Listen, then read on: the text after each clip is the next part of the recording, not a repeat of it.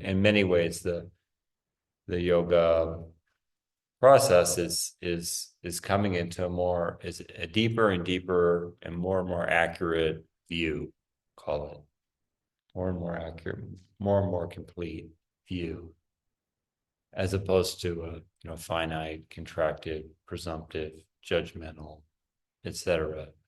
view. That's a contracted view, right? And so our view is growing, growing, growing, growing, with incremental moments of insight.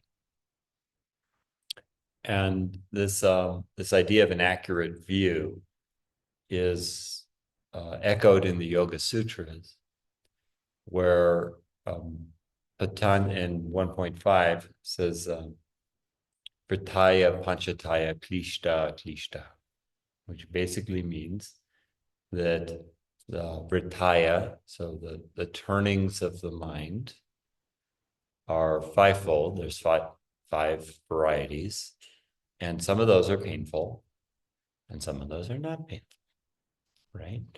And in many ways, the entire text is, unpacks that and many other related ideas as to how we can cultivate our headspace and reduce the painful, afflictive thoughts and increase the non-painful or non-afflictive kinds of thoughts. Because when it comes down to it, our mental space is really at the epicenter of so much, including our life experience.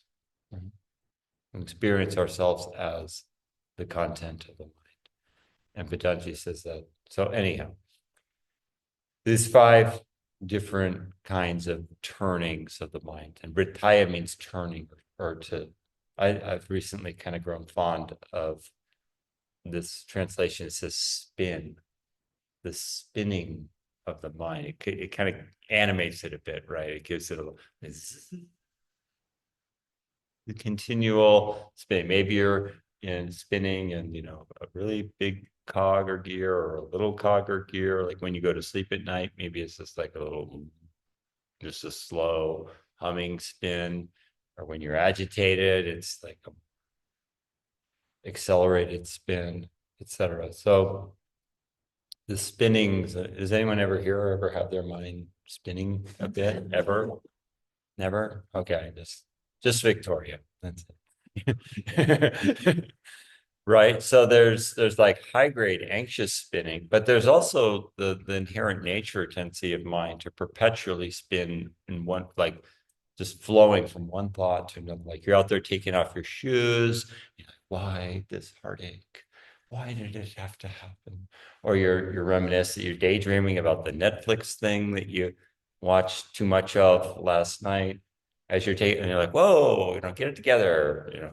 The rabbit goes around, get back to the knot at hand, or untying the knot. So I like that. So that's all spinning. That's all spinning. And again, there's five, and I'm not going into all five, but the foremost one, I mean, they're all incredibly insightful distinctions, but the one I'll mention is pramana, or correct perception. So there's a version of this spinning that is accurate, right? And just the simple example would be that your sense impressions correlate with the outer material object. In this case, me up here, or that whiteboard, that whiteboard has four sides to it. It's white in the center and has a brown rim, and like that would be accurate perception, right?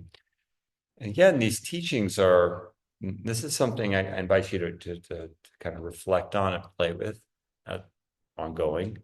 Is they're scalable, right? But there's like an immediate utility kind of version or grade of the teachings. And then there's like the most expanded version. Like you follow that idea or that thought of correct perception to its utmost limit, where does it take you?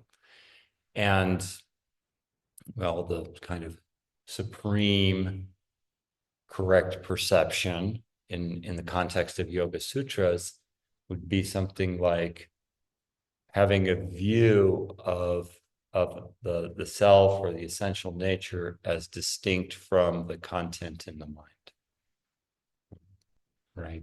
Awareness itself as opposed to, a deep abiding in awareness itself as opposed to the sort of content of awareness, or how awareness happens to be shaped at any particular moment depending on your particular mental fluctuation of that moment, right? The mind space.